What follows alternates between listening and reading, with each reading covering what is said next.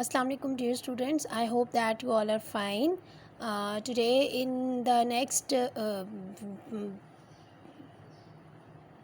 okay, it's exercise 14C and we are going to start from the question number 8. That question is this: find the union and intersection of each of the following pairs of sets. Okay, we have A, B, C and D. The four paths are there and we are supposed to find the union and intersection for each of the following.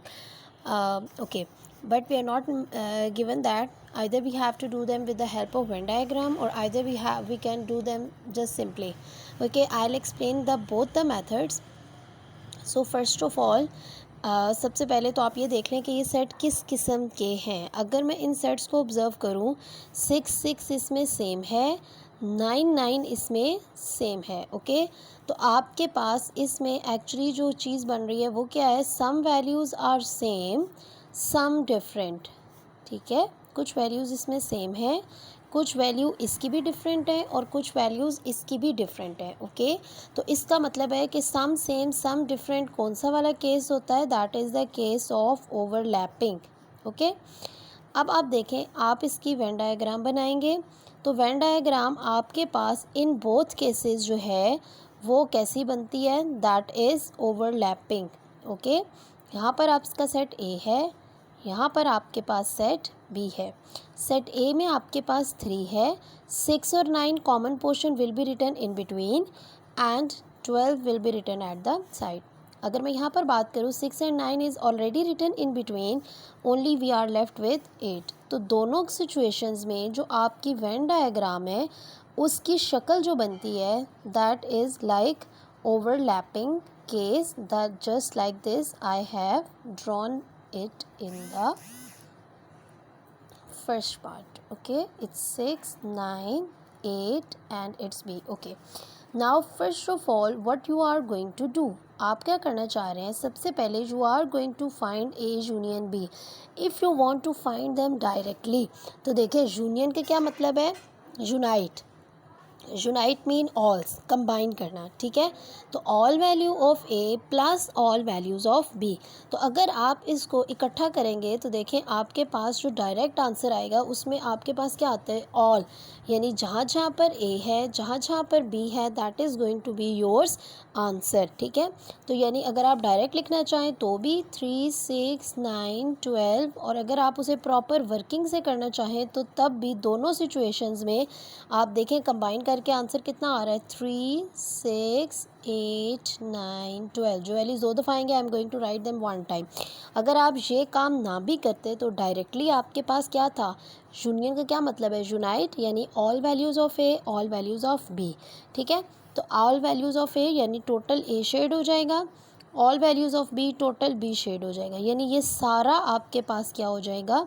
Answer में आ जाएगा. जहाँ जहाँ 3 है, जहाँ जहाँ 6 है, यानी जहाँ ए की भी सारी, बी की भी सारी वैल्यूज़. ओके, अब जब आप इसमें second A intersection B calculate करते हैं तो ए इंटरसेक्शन बी का भी आंसर आप डायरेक्टली देख सकते हैं. इंटरसेक्शन का क्या मतलब होता है? Same values. ठीक है, intersection means the same values. ठीक है, मैं यहाँ पर लिख भी देती हूँ, यूनियन मीन्स ऑल वैल्यूज़. ठीक है, यानी यूनाइट करना, ऑल वैल्यूज़ को आप कंबाइन कर दें. ठीक है, और इंटरसेक्शन में आपके पास क्या आती हैं? All the values which are common. ठीक है, which are same, which are in both. ठीक है, अब देखें ए इंटरसेक्शन बी का क्या मतलब है? That is 6 and 9. This portion is in between the middle one.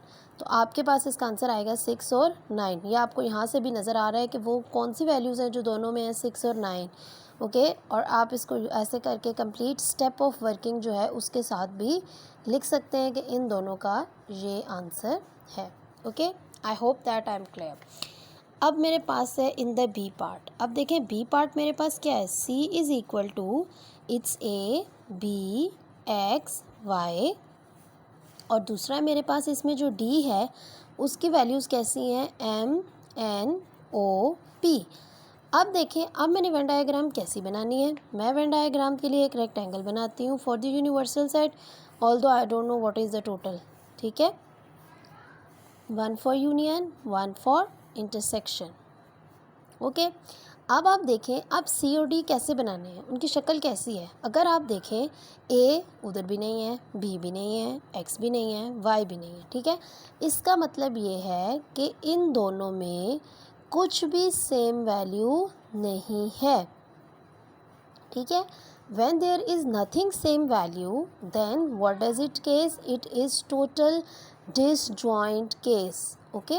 अब आपकी जो वेन डायग्राम है वो सी से डी बिल्कुल सेपरेट बनेंगे, इन दोनों का आपस में कोई रिलेशनशिप नहीं है। Same thing goes for here, it is C and it is going to be D. I hope it's clear, okay. अब देखें यहाँ पर क्या चीज़ है, if you want to find C union D, ठीक है। यूनियन का क्या मतलब है, कंबाइन। तो ऑल सी, इधर इसकी वैल्यूज़ लिख लें, A B X Y M N O P, A B X Y M N O P, okay. तो यहाँ पर मेरे पास सी इंटरसेक्शन डी है, ठीक है। अब देखें इंटरसेक्शन में क्या हो रहा है, सेम, ये दोनों दूर दूर हैं, इनमें कोई वैल्यू सेम नहीं है, इंटरसेक्शन क्या हो गई, एम्प्टी। यूनियन कैसे निकालेंगे आप, how we are going to calculate union. Union क्या मतलब है, total, combine, all values of A, all values of B, all values of C लिखें अब यहाँ पर, it's A B X Y, all values of D M N O P. Arrange करके लिखें तब भी मर्ज़ी है, ना अरेंज करके लिखें तब भी मर्ज़ी है। तो इसलिए सी यूनियन डी आप डायरेक्ट भी यहाँ से पिकअप कर सकते हैं। अब वहाँ तो कुछ भी नहीं है इसलिए कोई शेडिंग नहीं होगी। यूनियन के केस में all values of C, all values of D, तो यूनियन में वो सारा ही क्या हो जाएगा, आपके पास शेड हो जाएगा। अब देखें ना, सारी वैल्यूज़ है ना आंसर में, A B X Y B M N O P B, ठीक है। और अगर आपने कंप्लीट डिटेल से लिखना है तो आप इसे A B X Y union D M N O P. इसी तरह इसमें भी सी इंटरसेक्शन डी के केस में भी आप इसमें पहले ऑपरेशन डाल लें और फिर आप इसका आंसर डायरेक्ट लिख लें, वरना आप कहेंगे कि मैम ने तो खुद डायरेक्ट कर दिया है, ठीक है, और हमें मना करती है। और राइट, अब देखें मेरे पास है next C part. C part में देखें ई, अब आपको आई होप समझ आ गई होगी कि यहाँ वेन डायग्राम ऐसी क्यों है, यहाँ वेन डायग्राम ऐसी क्यों है, ठीक है। ये अपनी वैल्यू पर डिपेंड करती है। अब ई की वैल्यू देखें तो ई की क्या वैल्यू है मेरे पास, that is the monkey goat lion. F भी इसी तरह से ये मेरे पास, दैट इज़ टाइगर गोट, ठीक हो गया। अब आप देखें यहाँ पर क्या चीज़ आ रही है, यहाँ पर एक एक वैल्यू दोनों में सेम है और एक एक वैल्यू इसमें क्या है, डिफरेंट है, ठीक है। अब इसमें भी आपके पास एक्चुअली कौन सा केस है, some values are same some values are different. तो जिसमें सम सेम सम डिफरेंट होती हैं वो कौन सा वाला केस होता है, that is the case of overlapping sets. Again Venn diagram कैसी बनेगी, ओवरलैपिंग के साथ बनेगी, ठीक है। अब देखें ओवरलैपिंग आप बनाएंगे, ई है, ई की वैल्यूज़ में मेरे पास था मंकी गॉड, दोनों में है, दरमियान में आ जाएगा, और लाइन। यहाँ पर मेरे पास एफ में क्या आ रहा है, गॉड पहले से ही लिखा हुआ है, सिंपल यहाँ पर सिर्फ क्या रह जाएगा, tiger. Same is the case here, E में क्या है मेरे पास, मंकी और लाइन, कॉमन में आ जाएगा गोट, एफ में मेरे पास क्या आ जाएगा, टाइगर। अब देखें अगेन, अगर मैंने ई यूनियन एफ लेना है तो यूनियन का क्या मतलब है, ऑल वैल्यूज़, तो ऑल वैल्यूज़ में ये सारी चली जाएंगी, ठीक है। All values of A, all values of B, तो all values of E, all values of F. All values कौन कौन सी है मेरे पास, मंकी गॉट लायन टाइगर। और इसी तरह से इंटरसेक्शन में मेरे पास क्या चीज़ है, सेम, जो दोनों में सेम है। सेम क्या नज़र आ रही है, मैंने पहले स्टार लगाए हुए हैं गॉड पे, तो गॉड वाला जगह सिंपल ये mid one, this one is going to be yours answer, okay. Next है मेरे पास in the last D part. D part is G A M K Y, as is empty set, ठीक। अब आप देखें यहाँ पर मेरे पास ऐसे है। ओके, अब ये देखें, ये मेरे पास ऐसे हो गया। अब देखें बात ये है, ठीक है, कि जी तो मेरे पास बन गया। जी की वैल्यूज़ हैं AMKY। एज को पहली बात तो ये कि आप बनाए नहीं, क्योंकि आपको पता ही नहीं है कि वो उसकी वैल्यू ही जब उसके अंदर कोई नहीं है, ठीक है।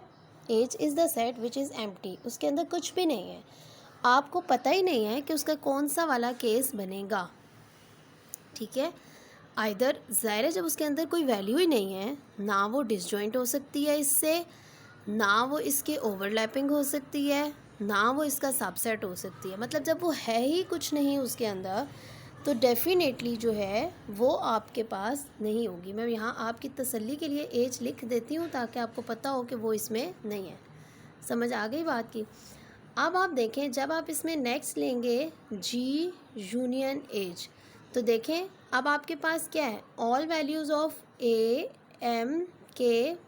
और एज की वैल्यूज़ एम्प्टी सेट। जब उसमें है ही कुछ नहीं तो ज़ाहिर है टोटल में भी कुछ नहीं जाएगा, टोटल में भी वो सिर्फ AMK और Y ही रहेगा, ठीक है। तो सिंपल यही आपके पास क्या होगा, आंसर होगा। Got it. अब जब आप सेकंड देखेंगे तो सेकंड में क्या है, जी इंटरसेक्शन एच। अब देखें आपके पास है AMKY इंटरसेक्शन एम्प्टी सेट। अब जब उसमें कुछ है ही नहीं तो कहना है चेक इट्स कंपैरिजन कि वो सेम है या डिफरेंट है, ठीक है, नहीं कर सकती ना।